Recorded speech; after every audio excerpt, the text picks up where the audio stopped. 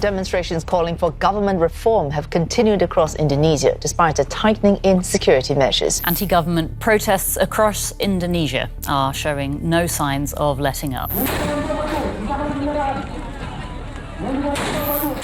When parliamentarians in Jakarta get housing allowances nearly 10 times the city's minimum wage, and public anger boils over with the death of an ordinary driver, what starts as outrage over perks can spiral into a test of governance, foreign investment, and regional stability. Let's unpack what Indonesia's current protests mean for everyone, especially for U.S. firms, investors, and policy watchers. What's happening? Protests erupted over lawmakers' lavish housing allowances, roughly 50 million rupiah per month, nearly 10 times Jakarta's minimum wage. Many view this as obscene in a time of rising prices, stagnant wages, and economic hardship. Anger grew when a 21-year-old motorcycle taxi driver was killed by a police tactical vehicle during the demonstrations. That death galvanized the protests, spreading them from Jakarta to many other cities. Demonstrations have morphed from focused demands over perks into broader outcries: corruption,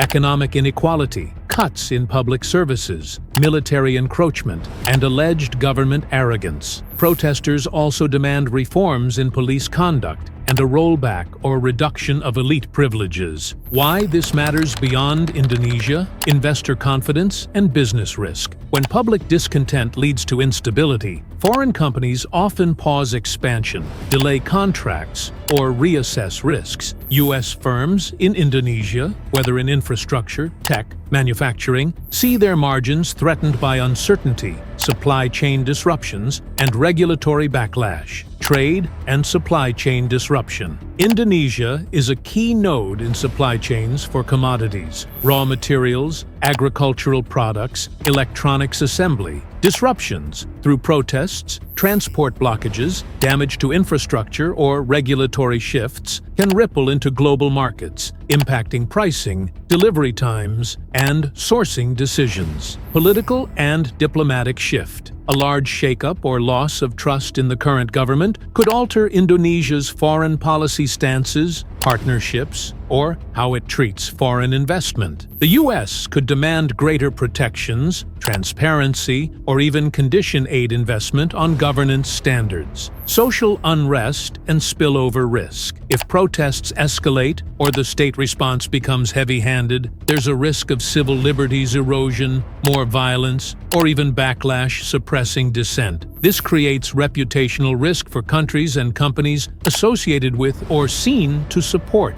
elites. What could happen next? The government may try to placate protesters with concessions, cut the perks, reduce allowances, suspend travel privileges, maybe even reshuffle cabinet members. Already, some perks have been revoked or suspended. Introduce legislative reforms, greater oversight for parliament, transparency in public finance, independent investigations into police use of force, mechanisms for citizen input. For foreign investors/U.S. firms, build in risk clauses, monitor political developments, diversify supply sources, ensure local compliance with anti-corruption norms, possibly increase engagement with local civil society to understand non-market risks. What to watch? Whether Indonesia's government really follows through on reforms, whether protests remain peaceful or escalate, how foreign investors respond, and what this means for U.S.-Indonesia trade or cooperation. If you want more breakdowns like this, hit like,